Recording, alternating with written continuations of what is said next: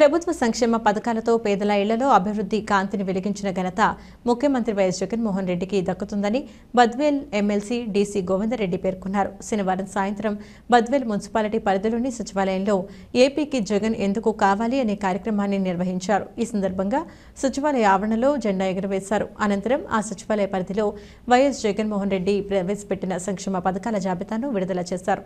ఒక 80 లక్షల నుంచి ₹1 కోటి డబ్బు ఇవ్వడం జరిగింది. దీనికి 10 జన్మలు ఎత్తినా ₹1 కోటి ఇచ్చేవాడు ఎవడు లేడు. ఇక్కడ వైఎస్ జగన్మోహన్ రెడ్డి ముఖ్యమంత్రి కావడం, మన సారు ఆశీస్సులు మెండుగా ఉండడం వల్లనే ఇక్కడ చేయగలిగినాం. ఇంకోటి కూడా నేను స్పెసిఫిక్గా చెప్పేది ఏంటంటే, ఈ రోడ్లన్నీ కూడా ఒక బండి పోతే 2 బండి తిరిగేది కాదు.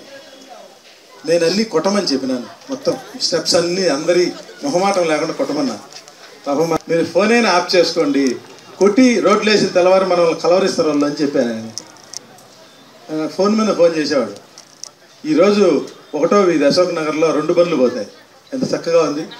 2వ వీధిలో నిజంగా ఎప్పుడు అలుగు పారేది, తమ్ముడు. నేను ఇక్కడ 5 సంవత్సరాలు ఉన్నా. ఆ రోడ్డు మీద అసలు మనుషులే పోలేరు.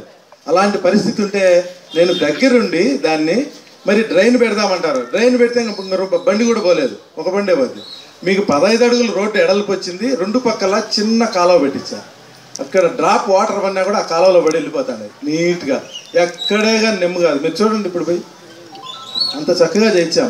మా పాలనకు గత పాలనకు మీరు చూడాలనేది ఇప్పుడు ఈరోజు ఈ ప్రోగ్రాం పెట్టడమే కారణం. అది మాకు వాళ్ళకుండే వ్యత్యాసం. అది ఆనాడు మరి బ్రహ్మసాగర్లో పైప్ లైన్ 100 కోట్లు వైఎస్ రాజశేఖర రెడ్డి గారు సార్ ఎమ్మెల్యేగా ఉన్నప్పుడు తెచ్చిన డబ్బును పైప్ లైన్ వేసేసి దానిపైన ఆ రోడ్లు పగలగొట్టిన దానికి 10 కోట్లు డబ్బు ఇచ్చి ఆ ప్యాచీలు పొడిచామంటే ప్యాచీలు పూడ్చిన పాపాన్నే పోలే.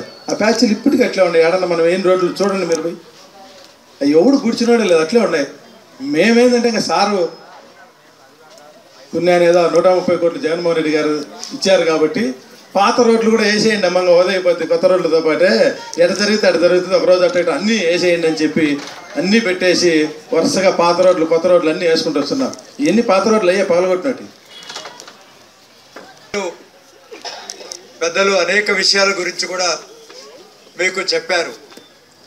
మేము వైఎస్ఆర్ కాంగ్రెస్ పార్టీలో జగనన్న నాయకత్వం కింద పనిచేయడానికి మేమందరం నిజంగా గర్వపడుతున్నాం. ఎందుకు మేము గర్వపడుతున్నామంటే, ఈ అధికారం ఇచ్చింది ప్రజల కోసం, ప్రజల యొక్క సంక్షేమం కోసం, అభివృద్ధి కోసం పనిచేయాలి అనేటువంటి ఒక సుక్షితమైనటువంటి ఆ పార్టీ కార్యకర్తలుగానే మేమందరం కూడా మరి పని చేయడం వల్లనే ఏ విధంగా పెను మార్పులు ఈనాడు ప్రజలకు మేలు జరుగుతున్నాయో మీరందరూ కూడా గమనిస్తూ ఉంటారు. జగనన్న ముఖ్యంగా అధికారం నిజానికి 2014లో చంద్రబాబు నాయుడు గారు 600 హామీలు ఇచ్చారు. నేను ఇవన్నీ చేస్తానని మభ్యపెట్టారు. ప్రజలు కూడా నమ్మినారు కూడా ఆయన్ను. కానీ ప్రజలు నమ్మి ఓటేసిన తర్వాత ఆ సంక్షేమంగానే అభివృద్ధి పథకాలన్నీ కూడా ఏ పథకం కూడా చేయకుండా కూడా ఆయన పూర్తిగా ప్రజలను విస్మరించడం వల్లనే ఆయన గద్దె దింపి మళ్ళా జగనన్నను అధికారంలోకి తెచ్చినటువంటి విషయం ఒక్కసారి నేను గుర్తు చేస్తున్నాను. ముఖ్యంగా ఆయన రైతు రుణమాఫీ చేస్తానన్నాడు. మీకు ఒక్కసారి నేను జ్ఞప్తి చేయాల్సిన బాధ్యత నాకుంది. చాలామంది అనుకుంటూ ఉంటారు మళ్ళీ చంద్రబాబు గారిని అంటే మర్చిపోతూ ఉంటాం మనం. మళ్ళీ చంద్రబాబు పరిపాలన వస్తే బాగుంటుందని తెలుగుదేశం నాయకులు మళ్ళా మీ మధ్యకు వస్తూ ఉన్నారు. అందుకని చంద్రబాబు నాయుడు గారు ఇచ్చినటువంటి హామీల్లో 80,000 కోట్ల రూపాయలు రైతు రుణమాఫీ చేస్తానన్నారు. కేవలం 15,000 కోట్ల రూపాయలు ఇచ్చి అదంతా ఇంక నేను చేయలేను అంటే అంతకంటే ఏముందని ఆయనే బుకాయిచ్చినాడు.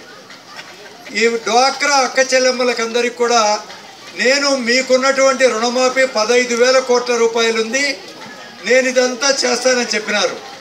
₹1 కూడా ఇలా రుణంలో డ్వాక్రా మహిళలకు ఈ 15,000 కోట్ల రూపాయలను కూడా మళ్ళీ ఏదైనా ఉంటే అది బుకాయించినారు. ఇంటింటికి ఒక ఉద్యోగం ఇస్తానని చెప్పినారు. ఎంతమందికి ఉద్యోగాలు ఇచ్చానో ఆయన చేసినటువంటి 5 సంవత్సరాల్లో మనమంతా ఒక్కసారి నేను గుర్తు చేస్తున్నా. నాలుగోది, ఎవరైతే నిరుద్యోగులు ఉన్నారో 2000 రూపాయలు గుర్తిస్తా అన్నాడు. ఏ ఒక్క మందికైనా ఇచ్చినారో మీరు గుర్తు చేసుకోండి. ఇలాంటి అన్ని హామీలు కూడా మళ్ళీ కేవలం ఓట్లు వేయించుకోవడానికి చంద్రబాబు నాయుడు గారు మళ్ళీ ఇప్పుడు ఏదో కొత్త కొత్త పథకాల్లో మళ్ళీ మీ ముందుకు తెలుగుదేశం నాయకులు వస్తున్నారు.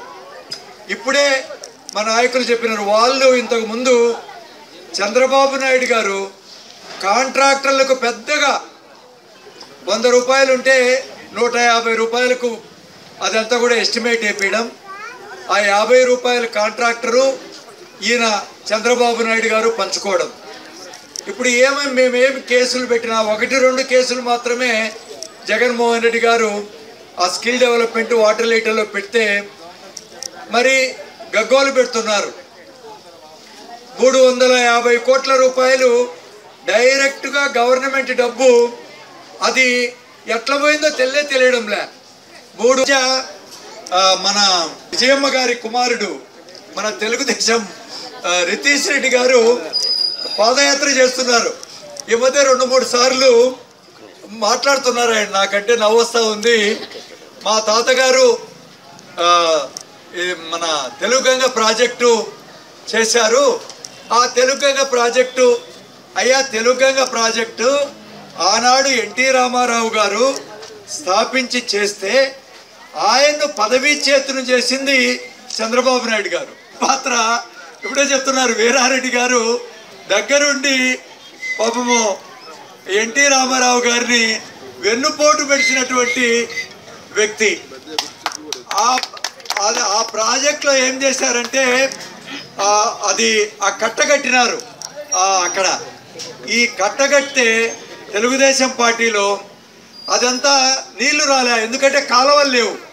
దానికంతా పూర్తి చేయకుండా ఉంటే నీళ్లు తర్వాత 2006 తర్వాత ఎప్పుడైతే ఎక్కడ తెగిపోయి ఆ బ్రహ్మంగా మఠం ఎక్కడ కొట్టకపోద్దని భయం వేసింది.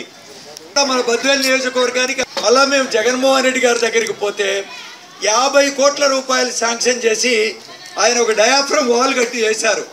డయాఫ్రమ్ వాల్ అంటే కట్టట్లే ఉంటుంది, అది మిషన్లు తెచ్చి మధ్యలో అది కాంక్రీట్లా లోపలికి పంపించేటువంటి ఒక పెద్ద పెద్ద యంత్రాలు తెస్తే మళ్ళీ ఆపుకొని అప్పుడు ఊపిరి పీల్చుకున్నాం.